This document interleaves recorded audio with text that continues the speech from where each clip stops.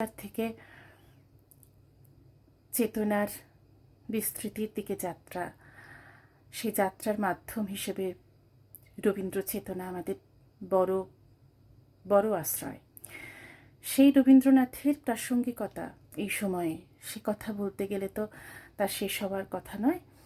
তবে যে দুটি বিষয় আমার এই মুহূর্তে খুব মনে আসছে, তার একটি হলো আমিত্বের প্রতিষ্ঠা এবং আমিত্বের সঙ্গে যে পরিবেশ, সামাজিক, অর্থনৈতিক, রাজনৈতিক, আন্তর্জাতিক অবস্থান, সব কিছুর মধ্যে, এই সব কিছুর বাইরে তো আমিত্ব নয়। তাই এই আমিত্বের নিজস্ব প্রতিষ্ঠার সঙ্গে এই সব কিছুকে মিলিয়ে নেওয়ার যে প্রয়াস মানুষ প্রতিনিয়ত করে চলেছে, সেই প্রয়াসের মধ্যে বারবার আসে দ্বন্দ্ব, বৈপরীত্য। আধুনিকতাবাদের প্রবণতা যেটা ধরা হয়ে থাকে প্যারানয়েড টেন্ডেন্সি, অর্থাৎ যেখানে মানুষ নিজেকে অস্তিত্বের কেন্দ্রে রাখে এবং মনে করে যে সমগ্র জগৎ তার বিরুদ্ধে ষড়যন্ত্র করছে সব সময়, সেই ভয়, সেই আতঙ্কে তার অবস্থান। আর উত্তর আধুনিকতাবাদের আর এক অদ্ভুত সমস্যা হলো সিজোফ্রেনিক টেন্ডেন্সি, অর্থাৎ এখানে মানুষ নিজেকে কোনোভাবেই কেন্দ্রে রাখতে পারে না, কারণ সে তো নিজে সম্পূর্ণ সত্তায় কখনোই নেই। তার সত্তা সবসময় একাধিক ভাগে বিভক্ত। নিজের ওপর সেই নিয়ন্ত্রণ, নিজের অস্তিত্বের ওপর সেই নিয়ন্ত্রণ তার আর থাকে না। বড় আশ্চর্য যে এই মুহূর্তে আমাদের অস্তিত্ব এই দুই বৈপরীত্যের মধ্যে এবং টানাপোড়েন নিয়ে। কিন্তু সেই দুই বৈপরীত্য কি সত্যি ধ্বংসাত্মক, নাকি এই দুই বৈপরীত্যকে নিজের মধ্যে নির্দিষ্ট পথে চালনা করলে আমরা আমাদের ব্যক্তি অস্তিত্ব এবং আমাদের সামাজিক অস্তিত্বের এক সৃজনশীল রূপ দিতে পারি? আমি কবিতায় রবীন্দ্রনাথ আমি কবিতা শুরু করছেন, আমারই চেতনার রঙেই পান্না হলো সবুজ, পান্না হলো সবুজ, চুনি উঠল রাঙা হয়ে, আমি চোখ মেললুম আকাশে, জ্বলে উঠল আলো, পূবে পশ্চিমে, গোলাপের দিকে চেয়ে বললুম সুন্দর, সুন্দর হলো সে। অর্থাৎ আমি চোখ মেললে তবে আলো। কোথাও কি মনে হয় না যে আমিত্বের সর্বোচ্চ প্রতিষ্ঠা? মনে পড়ে 19 শতাব্দীতে কোলরিজ তার কবিতায় এমনই ইগোটিস্টিক সাবলিমিটির কথা বলেছিলেন। ও lady, we receive but what we give, and in our heart alone does nature live. অর্থাৎ আমার ভিতরে যা আছে, সেই ভিতরের অস্তিত্বের বিস্তৃতিই হলো আমাদের পরিবেশ। কিন্তু সে আমি কবিতায় রবীন্দ্রনাথ আর কি বলছেন? ওদিকে অসীম যিনি, তিনি স্বয়ং করেছেন সাধনা মানুষের সীমানায়, তাকেই বলে আমি।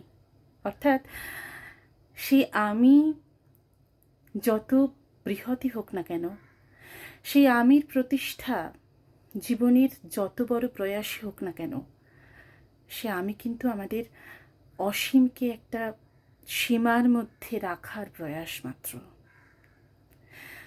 রবীন্দ্রনাথ আমিত্বের উদযাপনে বাধা দিচ্ছেন না, কিন্তু আমিত্বের উদযাপন করতে গিয়ে আমরা যেন ভুলে না যাই যে এই আমিত্ব আসলে এক সীমাবদ্ধ, অসীমের এক সীমাবদ্ধ রূপ।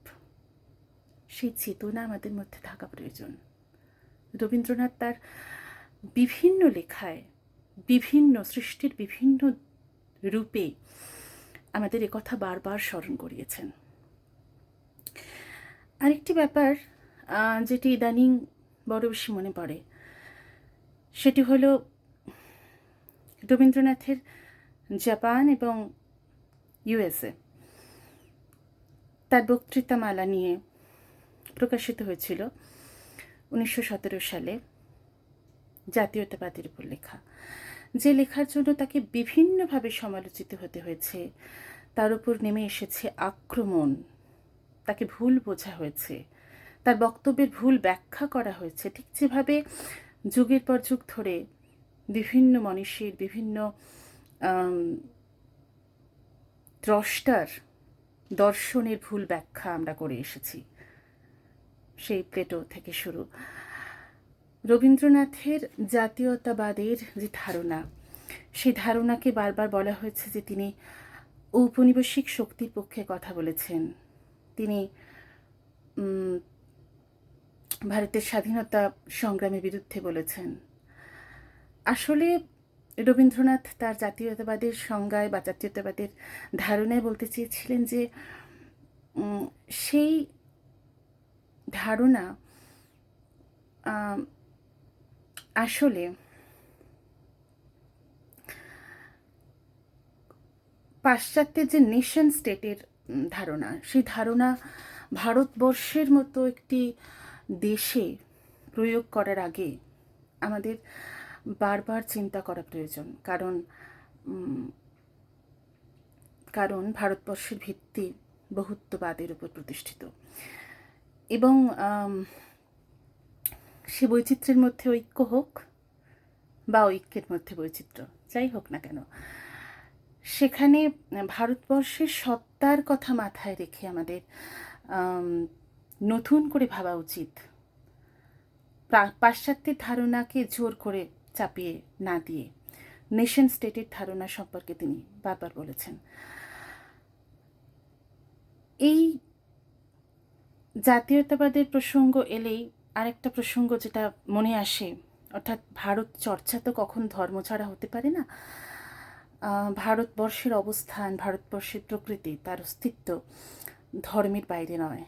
কিন্তু এই কথাটা যখন আমি বলছি, আমরা যখন বলছি, আমাদের মাথায় রাখা উচিত যে ভারতের ঐতিহ্যে, ভারতের দর্শনে ধর্ম শব্দের অর্থ কিন্তু ইংরেজি শব্দ রিলিজিয়নের সঙ্গে সমার্থক নয় সব অর্থে। অর্থাৎ ভারতীয় চেতনায় ধর্মের যে রূপ, সেই রূপ অনেক বেশি দর্শন ভিত্তিক, অনেক উন্মুক্ত। সেই রূপ কিন্তু পাশ্চাত্যের ইনস্টিটিউশনালাইজড রিলিজিয়নের সঙ্গে পুরোটা একমত নয়। এ কথা মাথায় রেখে আমাদের ধর্ম শব্দটা উচ্চারণ করতে হবে। সেজন্য আমাদের রবীন্দ্র চেতনার আশ্রয়ের প্রয়োজন। 1930 সালে মানুষের ধর্ম প্রকাশিত হয়, সেটিও তার অক্সফোর্ড বিশ্ববিদ্যালয়ের বক্তৃতা মালার এক গ্রন্থাকারে তার প্রকাশ। সেই মানুষের ধর্মেও তিনি বলেছেন যে রবীন্দ্রনাথ গর্ব প্রকাশ করেছেন তিনি হিন্দু বলে। তিনি বারবার বলেছেন যে আমি কখনোই অস্বীকার করি না, আমি গর্ব প্রকাশ করি কারণ আমি একজন হিন্দু। হিন্দু হলো সেই দর্শনের, হিন্দুত্ব হলো সেই দর্শনের প্রকাশ যেখানে একই সঙ্গে জ্ঞানযোগ, ভক্তিযোগ এবং কর্মযোগের মিলন ঘটেছে। এবারও আশ্চর্যের, পৃথিবীর আর কোন ধর্মে আছে যেখানে জ্ঞানযোগ, ভক্তিযোগ এবং কর্মযোগের একসঙ্গে অবস্থান? সেই মানুষের ধর্ম গ্রন্থে তিনি বারবার বলেছেন যে হিন্দু ধর্ম আর ব্রাহ্ম ধর্মের তফাৎ কোথায়? ধর্মের ভিত্তি তো অন্য সমস্ত চেতনাকে, সে যতই আলাদা হোক, তাকে নিজের কাছে আনা। তার অর্থাৎ আমরা বলি যে ইনক্লুসিভ, কম্প্রিহেন্সিভ নোশন অফ ধর্ম। ভারত চেতনা আর ভারত চর্চার এই মুহূর্তে আমরা সচেতন হচ্ছি। আমাদের ভারত সরকার একটি বিশেষ সংস্থার মধ্যে দিয়ে নতুন সিলেবাস কলেজ ইউনিভার্সিটিতে প্রবর্তনের কথা বলেছেন। বেশ কয়েক বছর ইন্ডিয়ান নলেজ সিস্টেমের চর্চা হচ্ছে। এটি খুব আশাব্যঞ্জক, কারণ